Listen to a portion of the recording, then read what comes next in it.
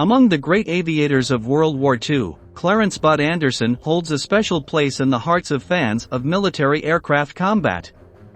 The then-young Air Force pilot achieved the title of Triple Ace aboard his legendary P-51 Mustang, with which he became a nightmare for the Luftwaffe.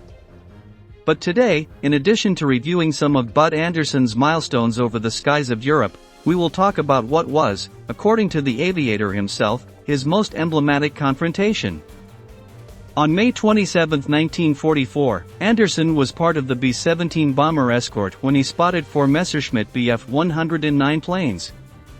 In an utterly reckless move, Bud launched himself against the Germans, leading to one of the most epic dogfights ever, where he met his biggest rival, a Luftwaffe pilot who equaled him in ability, and who forced the American to do his best to win. Join us in a new episode of Military Aviation to learn about the legendary combat between Bud Anderson's Mustang and a German Messerschmitt. On May 27, 1944, hundreds of Allied bombers were advancing relentlessly toward the Western Front. Their target was a Nazi fuel refining plant, located in the city of Ludwigshafen. To protect the colossal B-17 Flying Fortress air destroyers, dozens of squads of P-51 Mustangs, the legendary American fighter from the end of World War II, had been deployed. While riding in the huge offensive convoy over Ludwigshafen, Clarence Anderson, known to his friends as Bud, spotted 4 enemy Messerschmitts flying on an interception course, clearly aiming to shoot down a B-17. In keeping with his utterly reckless style, which had landed him several promotions since his entry into the Air Force, Bud went full speed ahead to destroy his enemies. On the enemy side, the Bf-109s were advancing, one of the first defensive signs of the Luftwaffe against the Allied bombardment. The Germans were unfazed when Anderson's P-51, nicknamed Old Crow, flew past them, firing. The Mustang, with Old Crow painted on the side of its nose in honor of a famous brand of whiskey, had accompanied Bud since he was given his wings in 1943, after working as a cadet at an Air Force depot in Sacramento. Almost 2 years later, man and machine were one and the same, which was evident in the enormous fluidity with which Bud piloted his Mustang at almost 600 kilometers per hour.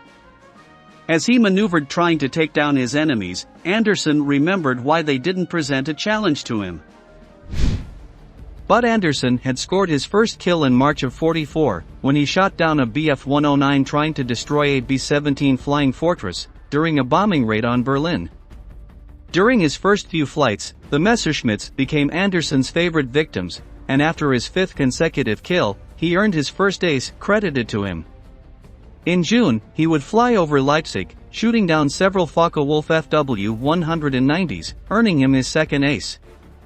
Perhaps these cases are the most impressive, since although the Messerschmitt is a more recognized aircraft, the vast majority of German aces achieved their victories aboard Fw-190s, which, according to the Germans, had the best firepower of the time.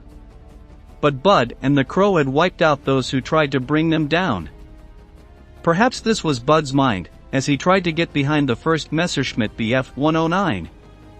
The Old Crow had carried him on its wings for about 100 missions, and was making its 2nd tour against the Luftwaffe within the 357 Fighter Corps. A year had passed, but he already knew that, going into an air battle, he would most likely return, but his enemies would not. And that was also dangerous for him. Confidence and stupidity often go hand in hand. That May 27, 1944, Anderson would learn a valuable lesson. It wasn't long before Bud knocked out the first Bf-109.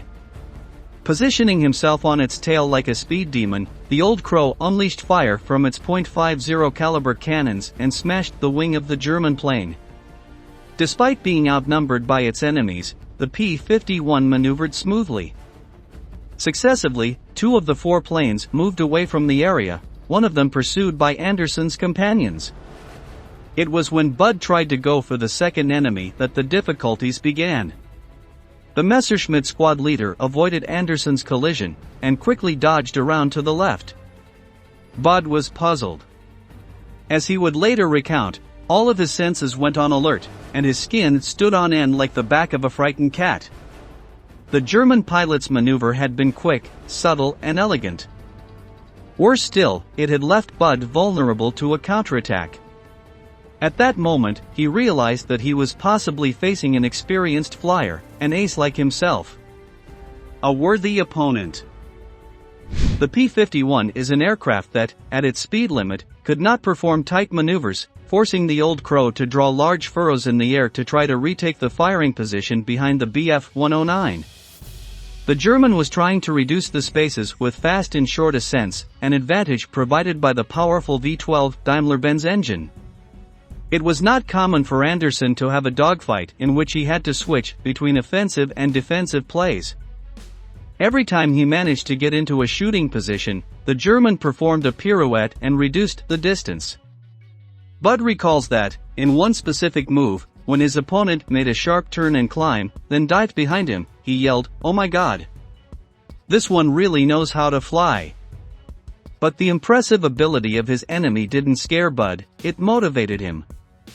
Every time he was behind him, Bud looked over his shoulder to try to spot some strange marking on the fuselage, a painted name, anything that might identify the Bf-109 as the plane of a Luftwaffe ace. But there was nothing. To himself, he cursed the Germans for being so correct and wordy. This could be a special victory, although it would be for him either way. Both aircraft were pushed to the limit. In their last clash, the P-51 and the Bf-109 began to climb without stopping, until their noses lost stability. They both plummeted, fast, very fast.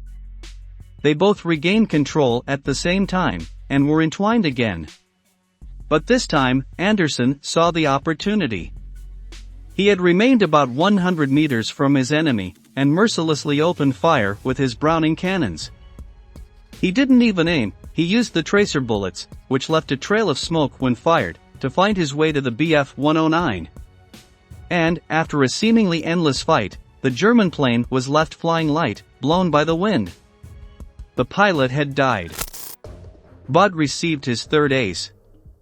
He completed his 244-foot tours with more than 16 kills, ranking third among the great pilots that year.